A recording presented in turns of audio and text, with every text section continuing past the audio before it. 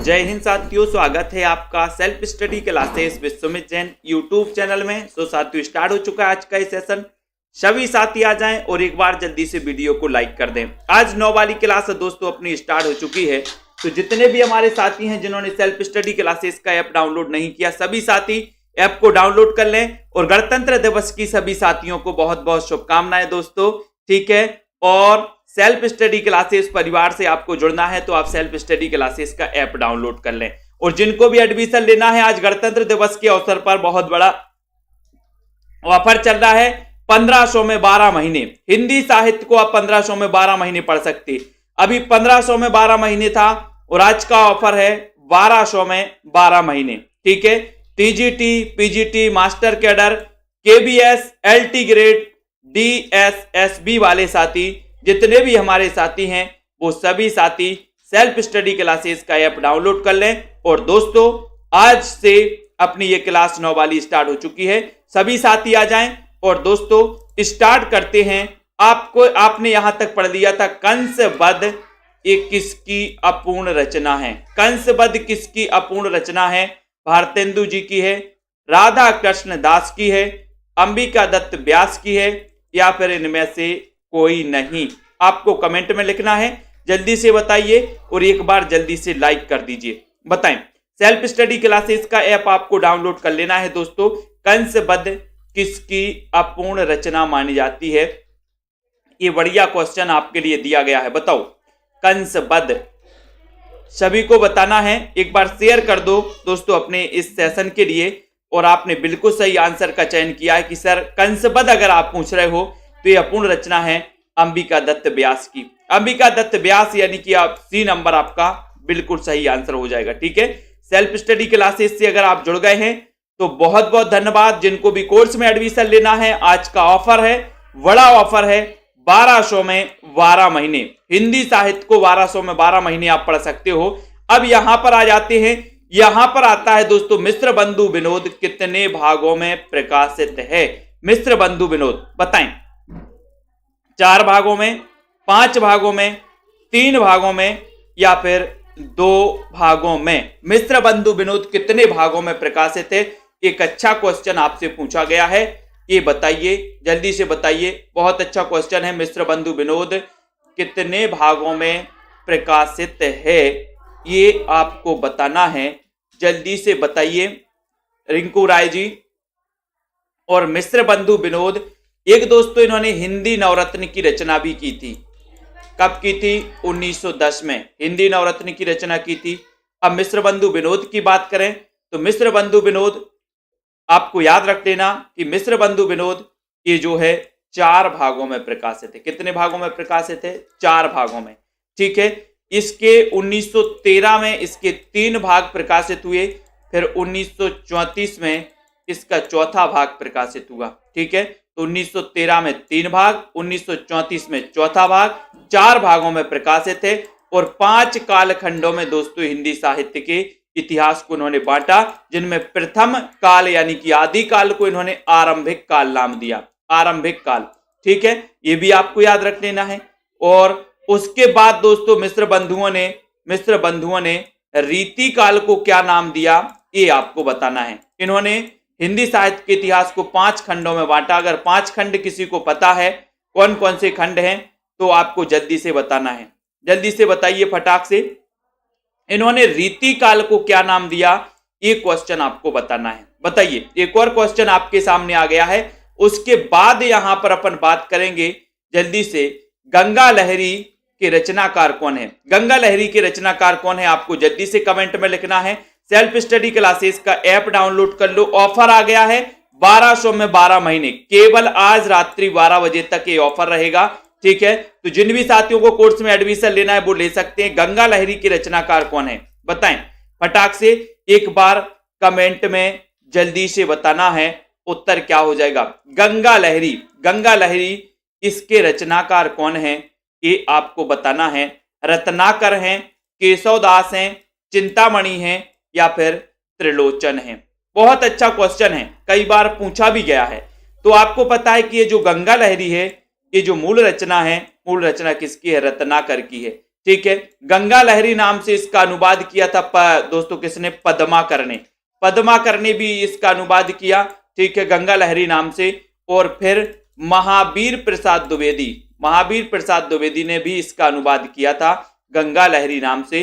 तो गंगा लहरी नाम से रत्नाकर ने, गंगा लहरी नाम से पद्माकर ने, गंगा लहरी नाम से महावीर प्रसाद द्विवेदी ने भी इसका अनुवाद किया था।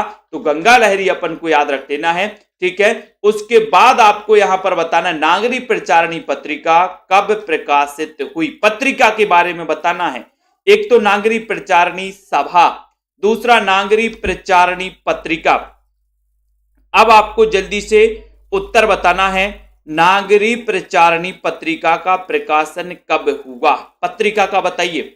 लाइक कर दीजिए सभी साथी, सेल्फ स्टडी क्लासेस ऐप से जुड़ जाइए। और दोस्तों जिनको भी कोर्स में एडमिशन लेना है सभी साथी कोर्स में एडमिशन ले लें। नागरी प्रचारणी पत्रिका कब प्रकाशित हुई, ये आपका क्वेश्चन है। बड़ा ही अच्छा क्वेश्चन है कि ये पत्रिका कब प्रकाशित हुई। तो आपने बताया है, देखते हैं कौन कौन। 1893 बता रहे कुछ लोग, संध्या गुप्ता जी और रेखा जी 1893, मोनिका जी, बहुत सारे लोग 1893 बता रहे, लेकिन 1893 गलत है।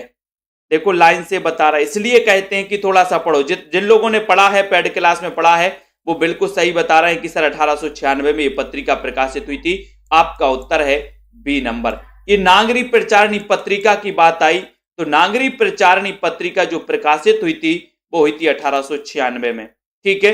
और नागरी प्रचारणी सभा की अगर बात करें तो नागरी प्रचारणी सभा यहां पर अगर सभा होता नागरी प्रचारणी सभा, तो ये दोस्तों 1893 में इसकी स्थापना हुई थी। आप कंफ्यूज हो गए, आपने समझा कि नागरी प्रचारणी सभा की बात कर रहे हैं, लेकिन नागरी प्रचारणी सभा की स्थापना 1893 में। नागरी प्रचारणी पत्रिका की स्थापना दोस्तों, नागरी प्रचारणी पत्रिका 1896 में प्रकाशित हुई, ठीक है। बहुत बढ़िया, कंफ्यूज नहीं होना। इसके बाद अगले क्वेश्चन की बात करेंगे।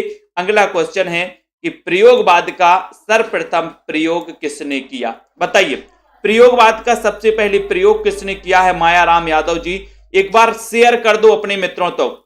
और जिनको भी कोर्स में एडमिशन लेना बिल्कुल भी देरी ना करें, सेल्फ स्टडी क्लासेस का ऐप डाउनलोड कर लें और संपर्क करें, नीचे नंबर भी दिया गया आपके लिए। प्रयोगवाद का सर्वप्रथम प्रयोग किसने किया है?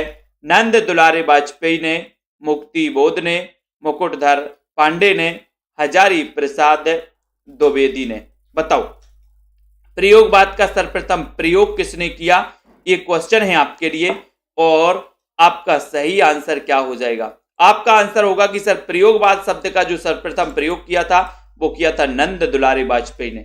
नंद दुलारे वाजपेयी ने, ये नंबर आपका बिल्कुल सही है। नंद दुलारे वाजपेयी आपका राइट आंसर है, ठीक है। प्रयोगवाद के प्रवर्तक कौन माने जाते हैं? अगर आपसे क्वेश्चन पूछा जाए कि प्रयोगवाद के प्रवर्तक कौन माने जाते हैं, तो आप क्या लगाओगे कि सर प्रयोगवाद के प्रवर्तक माने जाते कौन? अज्ञे जी। अज्ञे जी प्रयोगवाद के प्रवर्तक हैं। नंद दुलारे वाजपेयी प्रयोगवाद शब्द का सबसे पहले प्रयोग किया था, ठीक है। ये आपका हो गया। उसके बाद यहां पर आते हैं, अगला क्वेश्चन आपकी स्क्रीन पर है, प्रगतिवाद शब्द का सबसे पहले प्रयोग। सन भी बताते जाइए। प्रगतिवाद का जो काल माना जाता है वो क्या माना जाता है? प्रगतिवाद का काल क्या माना जाता है, ये भी आपको बताना है। बताओ, बहुत अच्छा क्वेश्चन है। सभी लोग लाइक जरूर कर दो, एक बार लाइक कर दो और शेयर कर दो। 1200 में 12 महीने का ऑफर है। हिंदी साहित्य पढ़ सकते हो, बहुत अच्छे से ट्रिकी तरीके से याद कर सकते हो। डाउट्स वाले प्रश्नों को दोस्तों सॉल्व करते हुए पढ़ सकते हो। तो यहां पर प्रगतिवाद शब्द का सबसे पहले प्रयोग किसने किया, ये क्वेश्चन आ गया है आपसे, तो आप क्या बताओगे? क्या होगा आपका राइट आंसर? प्रगतिवाद शब्द का सबसे पहले प्रयोग किसने किया, ये क्वेश्चन आ गया है आपका। और आपका उत्तर यहां पर क्या होगा? प्रगतिवाद शब्द का, प्रगतिवाद शब्द की बात आएगी तो आपका उत्तर होगा मुक्तिबोध। मुक्तिबोध यानी कि आपका जो बी नंबर है वो बिल्कुल सही है। मुक्तिबोध आपका राइट आंसर है, ठीक है। ये प्रगतिवाद शब्द का सबसे पहले प्रयोग किया था मुक्तिबोध ने। और आपसे पूछा जाता है कि प्रगतिवाद के प्रवर्तक कौन है, तो प्रगतिवाद के प्रवर्तक माने जाते हैं नंद दुलारे वाजपेयी। नंद दुलारे वाजपेयी ये प्रगतिवाद के प्रवर्तक है, नंद दुलारे वाजपेयी। और प्रगतिवाद शब्द का प्रयोग किया था किसने? मुक्तिबोध को। अब मुक्तिबोध का जैसे ही नाम आया है तो आपको बताना है कि मुक्तिबोध किस सप्तक के कवि माने जाते हैं? बताओ किस सप्तक के कवि माने जाते हैं? देखते हैं कौन कौन इसमें सफल होता है इस क्वेश्चन में। मुक्तिबोध किस सप्तक के कवि माने जाते हैं? अच्छा क्वेश्चन है। नंदुलारे वाजपेयी ने प्रयोगवाद शब्द का सबसे पहले प्रयोग किया था। मुकुटधर पांडे ने स्वच्छंदतावाद छायावाद शब्द का सबसे पहले प्रयोग किया था। हजारी प्रसाद द्विवेदी की बात करें तो हजारी प्रसाद द्विवेदी भी दोस्तों आपको इनको याद रख लेना, 1907 में इनका जन्म हुआ था।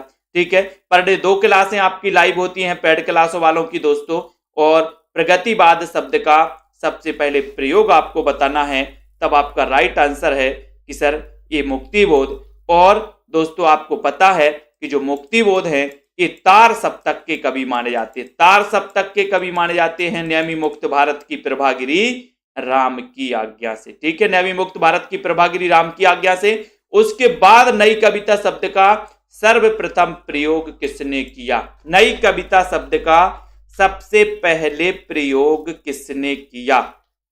बताओ। नंद दुलारे वाजपेयी, अज्ञे, मुकुटधर पांडे? जल्दी से आपको बताना है, जल्दी बताइए।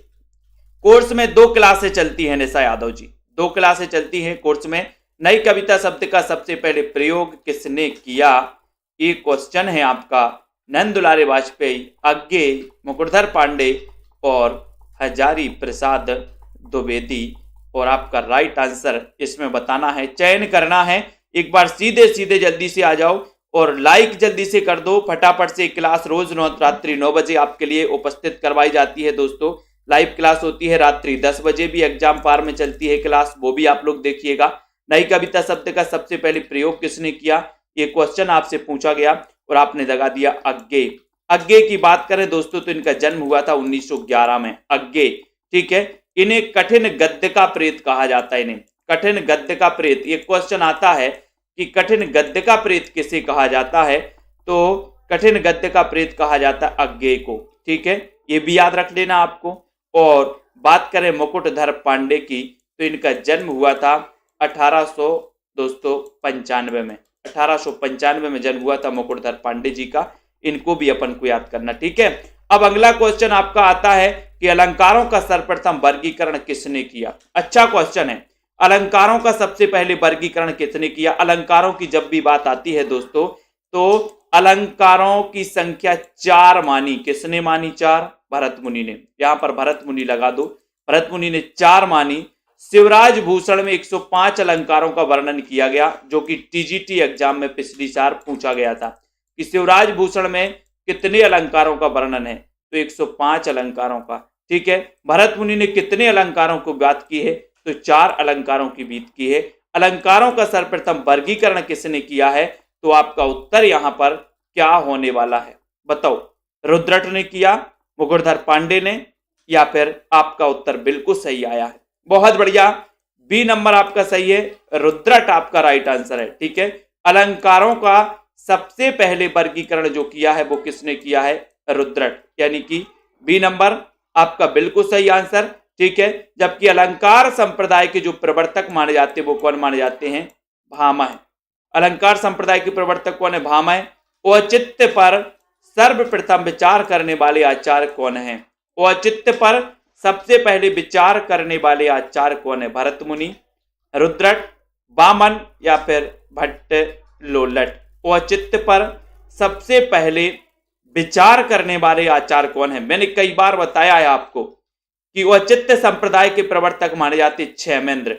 औचित्य काय में है? क्षमा करने में औचित्य है। कोई भी चीज हो जाती है, गलती हो जाती है, लड़ाई हो जाती है, तो औचित्य काय में क्षमा करने में औचित्य है। ठीक है, अपन ने कई बार पढ़ा है, कोई भी गलती होती है क्षमा कर दो। ठीक है, क्षमा करने में औचित्य है, उत्तम क्षमा मांग लो। ठीक है, औचित्य पर सर्वप्रथम विचार करने वाले जो आचार्य हैं वो आचार्य कौन है? तब आपका उत्तर है कि सर वो है कौन? भरत मुनि। भरत मुनि ने सबसे पहले औचित्य पर विचार किया और औचित्य संप्रदाय के प्रवर्तक माने जाते हैं कौन? क्षेमेंद्र। कौन माने जाते हैं? क्षेमेंद्र। क्षेमेंद्र माने जाते हैं। ये क्वेश्चन भी कई बार आ चुका है। ठीक है, आपसे क्वेश्चन आएगा कि औचित्य संप्रदाय के प्रवर्तक कौन है, क्या लगाओगे? औचित्य संप्रदाय के प्रवर्तक तो क्षेमेंद्र माने जाते हैं। ठीक है, क्षेमेंद्र याद रखोगे। वक्रोक्ति संप्रदाय का सबसे पहले प्रयोग किसने किया? सॉरी, वक्रोक्ति संप्रदाय का नहीं, वक्रोक्ति का बताना है, वक्रोक्ति का। जबकि एक क्वेश्चन आता है कि वक्रोक्ति संप्रदाय के प्रवर्तक कौन है, बताओ वक्रोक्ति संप्रदाय के प्रवर्तक कौन है। और जिनको भी कोर्स में एडमिशन लेना, अच्छा मौका है, 1200 में 12 महीने का। इसके बाद आपको यही कोर्स मिलने वाला है 1500 का, ठीक है। तो बहुत अच्छा है आपके लिए। वक्रोक्ति का सर्वप्रथम प्रयोग किसने किया, एक क्वेश्चन आ गया है, तो जल्दी से कमेंट में लिख दो एक बार, और लाइक और शेयर भी कर दो जल्दी से बताओ। बिल्कुल, केबीएस पीजीटी की तैयारी भी इसमें, हिंदी साहित्य जिसमें भी पूछा जाता है आपका, ये केबीएस में पीजीटी, केबीएस, पीजीटी, टीजीटी होता है हिंदी साहित्य के लिए, उसमें भी आपके लिए इंपॉर्टेंट रहेगा। तो वक्रोक्ति का सबसे पहले प्रयोग किसने किया, एक क्वेश्चन आपका पूछा गया, तब आपका उत्तर क्या हो जाएगा। जबकि वक्रोक्ति संप्रदाय के प्रवर्तक कौन माने जाते, कुंतक माने जाते, कुंतक। क्योंकि मैंने आपको याद करवाया था कि मैं जो वक्र रहा हूं वो आपके कान तक जा रहा है, मैं वक्र रहा हूं आपके कान तक जा रहा है, तो वक्र से वक्रोक्ति संप्रदाय, कान तक से कुंतक, ठीक है। तो वक्रोक्ति का सर्वप्रथम जो दोस्तों प्रयोग किया था, वो किया था किसने, भामह ने किया। डी नंबर आपने बिल्कुल करेक्ट आंसर लगाया। जबकि भामह जो है ये अलंकार संप्रदाय के प्रवर्तक माने जाते हैं। वामन जो है ये दोस्तों रीति संप्रदाय के प्रवर्तक माने जाते हैं, ठीक है। भरत मुनि जो है ये रस संप्रदाय के प्रवर्तक माने जाते हैं। तो आपसे क्वेश्चन पूछा गया कि वक्रोक्ति का सर्वप्रथम प्रयोग किसने किया, तो आपका उत्तर हो गया यहां पर भामह, यानी कि आपका जो डी नंबर है वो बिल्कुल सही आंसर है। उसके बाद यहां पर आते भरत मुनि के रस सूत्र के प्रथम व्याख्याकार कौन है। भरत मुनि के रस सूत्र के प्रथम व्याख्याकार कौन है, ये क्वेश्चन आपका आ गया। भट्ट लोलट है, भट्ट नायक हैं, वामन है, या फिर भामह हैं। भरत मुनि के रस सूत्र के प्रथम व्याख्याकार कौन है, ये बड़ा ही अच्छा क्वेश्चन है, मोस्ट इंपॉर्टेंट क्वेश्चन है। सभी लोग बताएंगे, लाइक करना है, शेयर करना है। और दोस्तों अनीता सिंह जी, हिना जी, नागौरी बैल जी, ठीक है, प्रियंका, अजय जी, कृष्णा जी, भरत मुनि के रस सूत्र के प्रथम व्याख्याकार कौन माने जाए, बिल्कुल सही आंसर आ गया आप लोगों का कि सर यहां पर ए लगा दो। भट्ट लोलट जो हैं ये भरत मुनि के रस सूत्र के प्रथम व्याख्याकार हैं। ये नंबर आपका बिल्कुल करेक्ट आंसर हो जाएगा, राइट आंसर हो जाएगा, ठीक है। उसके बाद रस संप्रदाय के जो प्रवर्तक हैं वो कौन है, भरत मुनि। रस संप्रदाय, इन्होंने रसों की संख्या कितनी मानी, 8 मानी, ठीक है। इन्होंने अलंकार की संख्या कितनी मानी, 4 मानी, ठीक है, 8 और 4। और आपको एक चीज और याद रख लेनी है कि जो आचार्य भरत मुनि हैं, ठीक है, ये किस रस को नहीं मानते, शांत रस को इन्होंने रस नहीं माना, ठीक है। कुल मिला के रसों की संख्या कितनी है, 9 है। 2 रस और मिल जाते हैं इसमें, भक्ति रस और एक वात्सल्य रस, ठीक है। तो कुल मिला के 11 हो जाते हैं। लेकिन जब भी क्वेश्चन आता है कि रसों की संख्या कितनी है, तो आपको 9 ही लगाना है, ठीक है। 9 रसों के स्थायी भाव भी आपको लगाना है, ठीक है। अब यहां पर आ जाओ, प्रसाद का प्रथम ऐतिहासिक नाटक कौन सा है। ऐतिहासिक नाटक पूछा गया प्रसाद जी का, सज्जन, राजश्री, विशाख या फिर कामना। प्रसाद का प्रथम ऐतिहासिक नाटक कौन सा है, ये क्वेश्चन है। लाइक करो जल्दी से, शेयर कर दो अपने मित्रों तक। प्रसाद का प्रथम ऐतिहासिक नाटक कौन सा है, ये आपसे क्वेश्चन पूछा गया है। तो आपका सही उत्तर क्या हो जाएगा, सही उत्तर आपको चयन करना है। प्रसाद का प्रथम ऐतिहासिक नाटक कौन सा है, ये आपसे पूछा गया है। और आपका उत्तर है कि प्रथम ऐतिहासिक पूछा है, तो ऐतिहासिक तो जो है वो कौन है, राजश्री, राजश्री है। और 1915 इसका क्या है, 1915 दोस्तों इसका रचना काल माना जाता है। सज्जन इनका प्रथम नाटक माना जाता है, सज्जन 1910 का ये रचना काल है सज्जन का। राजश्री इनका प्रथम ऐतिहासिक नाटक माना जाता है। तो इन चीजों को अपन को याद कर लेना है। उसके बाद अगला क्वेश्चन आपका आता है कि प्रसाद का प्रथम ऐतिहासिक नाटक कौन सा है, तो राजश्री तो आपको पता ही चल गया, ठीक है। अगले क्वेश्चन की ओर बढ़ेंगे, इश्क लता के रचनाकार कौन है। इश्क लता बताना है, इश्क लता के रचनाकार कौन है, ये क्वेश्चन भी कई बार पूछा जाता है और कई बार पूछा भी गया है। जल्दी से बताएं और एक बार जल्दी से शेयर भी करना है। इश्क लता के रचनाकार कौन है, लाइक करिए, शेयर करिए, बढ़िया ट्रिक से भी आप लोग पढ़िए दोस्तों। इश्कलता ये किसकी रचना है? अच्छा क्वेश्चन है, बताओ। बोधा की है, घनानंद की है, केशवदास की है, या फिर बिहारी जी की है? किसकी है? तो ये तो आपको पता ही है, सभी लोगों को पता है कि सर इश्कलता रचना घनानंद की है, और इश्कनामा जो रचना है, इश्कनामा ये बोधा की है। ठीक है, बोधा का पूरा नाम क्या था? बुद्धिसेन नाम था। ठीक है, इश्कलता किसकी रचना है? घनानंद की है। बोधा की एक रचना और बताएं तो ब्रहवारीस है, ब्रहवारीस। ठीक है, ये भी अपन को पता चल गया। केशवदास की बात करें तो 1555 में इनका जन्म हुआ था, केशवदास का। बिहारी की बात करें तो इनका जन्म आपको ही बताना, बिहारी का कब हुआ था, जल्दी बताओ। इन्होंने बिहारी सस्सई नाम से एक रचना लिखी थी बिहारी जी ने। ठीक है, अब उसके बाद यहां पर क्वेश्चन आता है कि युगवाणी की रचनाकार कौन है? युगवाणी ये किसकी रचना है? आपको कमेंट में लिखना है। और दोस्तों जितने भी हमारे साथी हैं, सेल्फ स्टडी क्लासेस का ऐप डाउनलोड करो सभी साथी। और जिनको भी दोस्तों पीडीएफ नोट्स, पीडीएफ परचेस करना है तो पीडीएफ आपके लिए कितने की है? पीडीएफ आपके लिए है मात्र दोस्तों 2200 की। पीडीएफ नोट्स 2200 के हैं। ठीक है, ये पीडीएफ आप परचेस करके प्रिंट आउट भी निकलवा सकते हो। और आपको संपूर्ण कोर्स में एडमिशन लेना है तो आज बस आपके लिए 1200 में 12 महीने, आज बस, जिसमें लाइव क्लास है, जिसमें रिकॉर्डेड क्लास है, जिसमें टॉपिक वाइज टेस्ट, हर रविवार को टेस्ट। ठीक है, और जिसमें डाउट्स वाली क्लास है, ग्रुप में आप डिस्कशन कर सकते, सारी चीजें इस 1200 वाले कोर्स में मिलती है। और वैलिडिटी भी 12 महीने की मिल जाती है। ठीक है, तो युगवाणी के रचनाकार आपने बताया कि सर सुमित्रानंदन पंत हैं। ठीक है, युगवाणी, युगांत, ठीक है, युगांत, ग्राम्या भी इनकी दोस्तों, ग्राम्या इनकी प्रगतिवादी रचना है। ग्राम्या और युगवाणी इनकी क्या है? प्रगतिवादी रचना है। सुमित्रानंदन पंत को प्रगतिवाद का प्रवर्तक माना जाता है। इनका जन्म हुआ था 1900 में इनका जन्म हुआ था। कोसानी अल्मोड़ा उत्तर प्रदेश में दोस्तों इनका जन्म हुआ था। किसका? सुमित्रानंद को प्रकृति का चितेरा कवि कहा जाता है। ठीक है, नंद दुलारी वाजपेयी ने इनको क्या माना है? छायावाद का प्रवर्तक माना नंद दुलारी वाजपेयी ने। इनकी एक रचना है पल्लव, जिसे छायावाद का मैनिफेस्टो कहा जाता है। पल्लव का रचना काल आता है तो 1928 पल्लव का रचना काल है। ठीक है, तो पंत के बारे में इतनी चीजें आपको याद रख लेना, जिनकी रचना है युगवाणी। ठीक है, अब यहां पर कुछ रचनाएं दी गई हैं दोस्तों। युगवाणी के अलावा यहां पर रचनाएं दी गई हैं। युगधार किसकी रचना है? तो युगधार सोहनलाल द्विवेदी की। ठीक है, युगधारा किसकी रचना है? नागार्जुन की। ठीक है, युग की गंगा किसकी रचना है? केदारनाथ अग्रवाल की। युग चरण किसकी रचना है? माखनलाल चतुर्वेदी की। ठीक है, युगवाणी किसकी रचना है? युगवाणी सुमित्रानंदन पंत की। और युगांत किसकी रचना है? तो ये सुमित्रानंदन पंत की है। तो ये पूरी रचना है। अब आपसे पूछा जाएगा युगधार और युगधारा। युगधारा नागार्जुन। ठीक है, युग की धारा में नांग और अर्जुन बह गए। युगधार सोहनलाल द्विवेदी। यहां पर बहुत कंफ्यूजन होता है आप लोगों को। मैं युगधार पूछता हूं, आप युगधारा लगा देते हो। मैंने पूछा युगधार किसकी रचना है, आप लगा देते हो सोहनलाल द्विवेदी की। मैंने पूछा युगधारा किसकी रचना है, तो युगधारा है नागार्जुन की।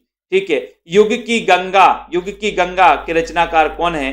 तो केदारनाथ अग्रवाल। ठीक है, फिर युग चरण की रचनाकार कौन है? तो युग चरण माखनलाल चतुर्वेदी। ठीक है, युग चरण माखनलाल चतुर्वेदी। और युगवाणी सुमित्रानंदन पंत। और युगांत सुमित्रानंदन पंत। आपको पता है कि पंत जी ने युगांत से आपको याद करना है कि युगांत नामक रचना से दोस्तों छायावाद का अंत और प्रगतिवाद की शुरुआत इन्होंने की थी। समय के पांव रेखा चित्र के रचनाकार कौन है? समय के पांव, जल्दी से आपको बताना है। अरुण कुमार जी बताइए। सरबजोत जी आपको चयन करना है, एक बार जल्दी से वीडियो को लाइक करना है। समय के पांव रेखा चित्र के रचनाकार कौन है? माखनलाल चतुर्वेदी, सुमित्रानंदन पंत, नरेश मेहता या फिर राम वृक्ष बैनीपुरी। लाइक कर देना है, अपने वीडियो को शेयर भी कर देना है दोस्तों। समय के पांव रेखा चित्र के रचनाकार कौन है? अच्छा क्वेश्चन है, उत्तर आपका यहां पर क्या हो जाएगा बताओ। और सेल्फ स्टडी क्लासेस ऐप को डाउनलोड कर लें। अब इससे अच्छा ऑफर कभी नहीं आएगा आपके लिए। तो अभी आपके लिए मौका है, रात्रि 12 बजे तक आप इस कोर्स में एडमिशन ले सकते हैं। 1200 में 12 महीने ये ऑफर है। सिर्फ आज के लिए रात्रि 12 बजे तक है। गणतंत्र दिवस के अवसर पर आप सभी के लिए एक ऑफर दिया गया। समय के पांव ये रचना किसकी है? तो आपका उत्तर माखनलाल चतुर्वेदी नहीं होगा। समय के पांव नहीं, ये समय देवता, साहित्य देवता पूछा जाता है। समय के पांव पूछा गया तो समय के पांव यहां पर दोस्तों समय के पांव रेखा चित्र है, तो ये माखनलाल चतुर्वेदी का है। ठीक है, ये समय देवता है इनकी रचना। ठीक है, ये समय देवता है, समय देवता नरेश मेहता की है। और साहित्य देवता पूछे तो साहित्य देवता दोस्तों माखनलाल चतुर्वेदी की है। ठीक है, तो यहां पर आपका माखनलाल चतुर्वेदी ही सही होगा। समय के पांव रेखा चित्र है, ये माखनलाल चतुर्वेदी का 1 नंबर आपका बिल्कुल सही है। ठीक है, बहुत बढ़िया। अगले क्वेश्चन की ओर बढ़ेंगे। अगला क्वेश्चन यहां पर आपके लिए स्पष्ट कर दिया गया। देखो, साहित्य देवता माखनलाल चतुर्वेदी, ये निबंध है इनका।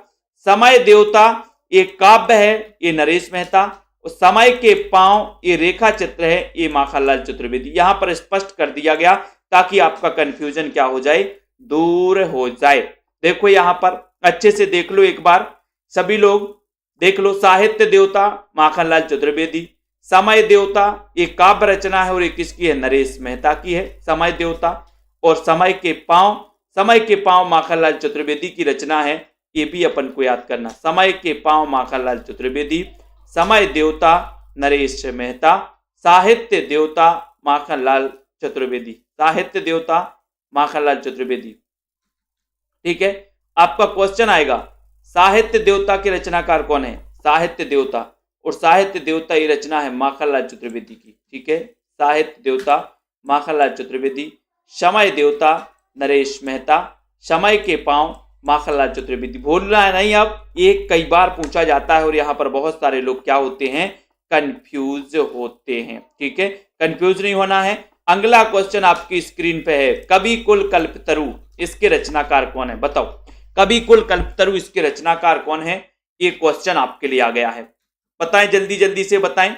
और जिनको भी एडमिशन लेना है, शोभा पांडे जी, कल्पना वर्मा जी, जिनको भी एडमिशन लेना है, अच्छा मौका है, ऐप डाउनलोड करो, बढ़िया तरीके से आप लोग दोस्तों एडमिशन ले सकते हैं। कवि कुल कल्पतरु के रचनाकार कौन माने जाते हैं? कवि कुल कल्पतरु की रचना किसकी है? इसके रचनाकार कौन माने जाते हैं, ये आपके लिए बताना है। और आपका राइट आंसर क्या हो जाएगा? कवि कुल कल्पतरु। ठीक है, ये बताओ। और कवि को कुल की चिंता, ठीक है, तो कवि को कुल की चिंता, तो कवि कुल कल्पतरु चिंतामणि, ये चिंतामणि बी नंबर आपका सही हो जाएगा, चिंतामणि। ठीक है, और कवि कुल कंठाभरण एक रचना पूछी जाती है, कवि कुल कंठाभरण। ठीक है, ये कंठाभरण पूछी जाती है, कवि कुल कंठाभरण। और कवि कुल कंठाभरण के रचनाकार कौन है? दूल्हे कवि हैं। ठीक है, कवि कुल कंठाभरण दूल्हे कवि की रचना है, कवि कुल कल्पतरु ये चिंतामणि की रचना है। तो दोनों में आपको अंतर समझना है। ये कवि कुल कल्पतरु, कवि को कुल की चिंता तो चिंतामणि, कवि कुल कंठाभरण तो कंठाभरण दूल्हे कवि की रचना है। इसको भी अपन को याद रख लेना। ठीक है, उसके बाद अगला क्वेश्चन आता है। अगला क्वेश्चन आपसे पूछा जाता है, सुजान चरित्र के रचनाकार कौन है? सुजान चरित्र के रचनाकार बताना है, बताइए। लाइक करिए सभी साथी, सेल्फ स्टडी क्लासेस ऐप से जुड़ जाइए। सेल्फ स्टडी क्लासेस पर बहुत सारी क्लासें आपके लिए दोस्तों उपलब्ध करवाई जाती हैं। तो यहां पर बहुत अच्छा क्वेश्चन आ गया, सुजान चरित्र के रचनाकार कौन है, ये बताइए, जल्दी से बताओ, कौन है सुजान चरित्र के रचनाकार, बताएं। और यहां पर आपने बिल्कुल सही आंसर बताया कि सर सूदन कवि हैं, सुजान चरित्र के रचनाकार हैं सूदन, यानी कि आपका यहां पर बी नंबर सही है, सुजान चरित्र। ठीक है, अब इसमें एक चीज और आपको याद रख लेना है दोस्तों कि सुजान चरित्र और सुजान सागर के रचनाकार कौन है? सुजान सागर रचना एक किसकी है? घनानंद की। ठीक है, किसकी रचना है सुजान सागर? घनानंद की। और सुजान विनोद किसकी रचना है? सुजान विनोद आपको बताना है, सुजान विनोद के रचनाकार कौन है? सुजान सागर घनानंद की, सुजान चरित्र सूदन कवि की, सुजान विनोद के रचनाकार कौन है? बताओ। कौन बता रहा है? प्रेम सिंह जी बताइए। सुजान विनोद के रचनाकार कौन है? तो आपको चयन करना है। तरणवीर जी, सुजान विनोद ये किसकी रचना है? देखते हैं कौन कौन बता पा रहा है, कौन कौन सही उत्तर यहां पर टिक लगा पा रहा है। और सुजान विनोद के रचनाकार कौन है बताओ। और बहुत अच्छा आंसर बताया है कुमकुम जी ने, और अनु जी ने बिल्कुल सही बताया है। तनु संजय पाठक जी ने वेरी गुड, बहुत बढ़िया, बिल्कुल सही आंसर आया कि सर सुजान को विनोद देव तो देव कवि की रचना है। और देव का पूरा नाम क्या था? देवदत्त था। इटावा में इनका जन्म हुआ था देव का। और ये देव जो हैं रीतिबद्ध काव्यधारा के कवि हैं देव, ठीक है। और सुजान विनोद देव की रचना है। वेरी गुड, बिल्कुल सही आंसर लगाया आप लोगों ने। अब यहां पर देखो, सुजान विलास ये सोमनाथ की रचना है। सुजान विलास, सुजान सागर घनानंद की रचना है। सुजान विनोद देव की रचना है। सुजान रसखान की रचना है। और सुजान चरित ये सूदन की रचना है। अब देखो सुजान से इतनी सारी रचनाएं हैं जो आपको याद रख लेना। आपसे पूछा जाएगा क्वेश्चन कि बताइए सुजान विलास के रचनाकार कौन है? क्या बताओगे? सुजान विलास के सोमनाथ। सुजान विलास के रचनाकार कौन है? सोमनाथ। सुजान सागर किसकी रचना है? सुजान सागर ये घनानंद की रचना है। सुजान सागर किसकी रचना? घनानंद की। सुजान विनोद किसी की रचना है? तो ये सुजान विनोद देव कवि की रचना है। सुजान विनोद देव कवि की रचना है। सुजान रसखान के रचनाकार कौन है? रसखान, ठीक है। सुजान चरित किसकी रचना है? तो ये सूदन कवि की रचना है। ये पूरी की पूरी रचनाएं आपके सामने है, क्योंकि ये रचनाएं पूछी जाती हैं। अगर आपसे कभी सुजान विनोद पूछ लिया जाए तो आप यहाँ अटक जाते हैं, ठीक है। ये देव कवि की रचना है, इसको बहुत अच्छे से पढ़ना है। उसके बाद यहां पर आते हैं छई रोमांस का कवि किसे कहा जाता है? अच्छा क्वेश्चन है, छई रोमांस का कवि बताइए।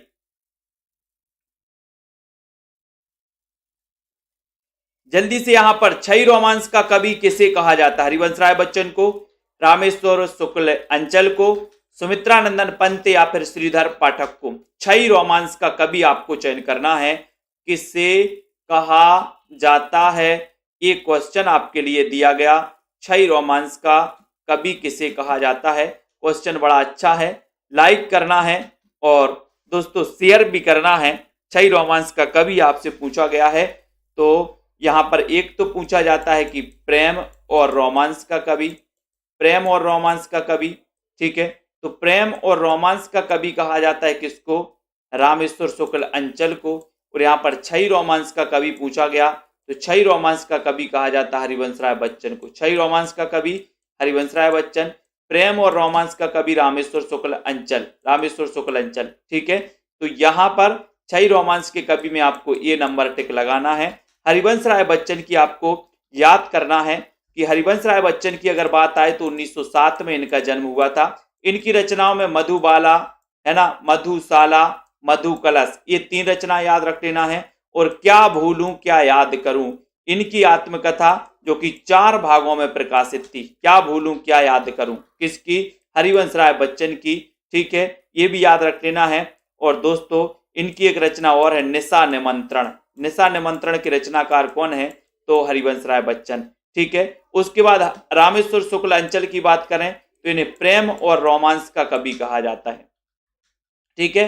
किसको? रामेश्वर शुक्ल अंचल को, है ना। और यहाँ हरिवंश राय बच्चन हालावाद के प्रवर्तक भी माने जाते हैं, ठीक है। और रामेश्वर शुक्ल अंचल मासलवाद के प्रवर्तक हैं। रामेश्वर शुक्ल अंचल मासलवाद के आपसे क्वेश्चन आएगा कि मासलवाद के प्रवर्तक कौन है? तो रामेश्वर शुक्ल अंचल। हालावाद के प्रवर्तक कौन है? तो हरिवंश राय बच्चन। छई रोमांस का कवि किसे कहा जाता है? तो हरिवंश राय बच्चन को, ठीक है। ये क्वेश्चन याद रख लेना। उसके बाद अगला क्वेश्चन आ रहा है कामायनी एक पुनर्विचार, आलोचना के रचनाकार कौन है?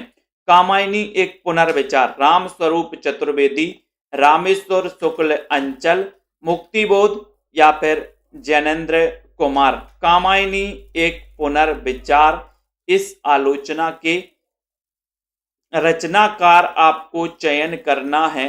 तो जल्दी से बताइए क्या है, जल्दी बताओ, लाइक करना है।